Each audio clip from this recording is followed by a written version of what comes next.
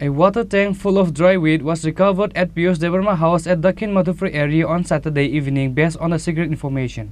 Meanwhile, Piyush Debbarma fled from the house after he came to learn about the arriving of the police. The Madhupur police has once again recovered a great amount of narcotics items during search operation. A water tank full of dry weed was recovered from Dakhin Madhupur village at Piyush Debbarma House at Dakhin Madhupur area on Saturday evening based on the secret information.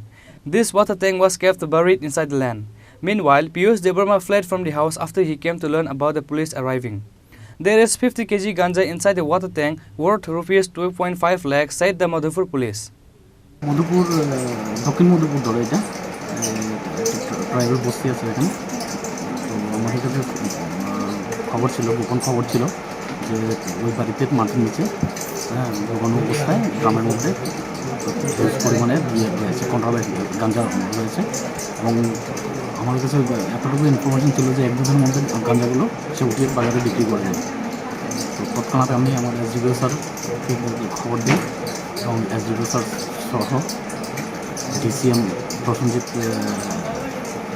বাবু এবং আমি আমার থানার সেই যদি আমরা পুরো একটা team গিয়ে বাড়িটা করি রেড করি এবং রেড করার পর বাড়ির একটা ঘরের মধ্যে প্রত্যেকটা ঘর ছিল বাড়িটার মধ্যে নিচে মাটি খোঁড়ার পর নিচের মধ্যে একটা সিনটেক্স পাওয়া যায় 300 লিটার সিনটেক্স পুরোটা গাঞ্জাতে পুরো ভর্তি।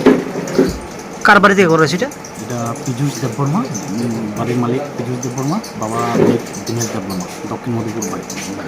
তাকে পাওয়া গেছিল না, আমাদের প্রেসিডেন্ট থেকে সে পালিয়ে গেছে।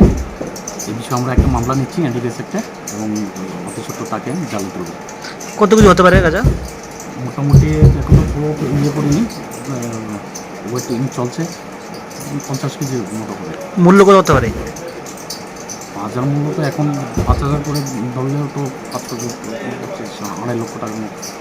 The police are now searching to arrest the ganja dealers after making an FIR under the NDPS Act.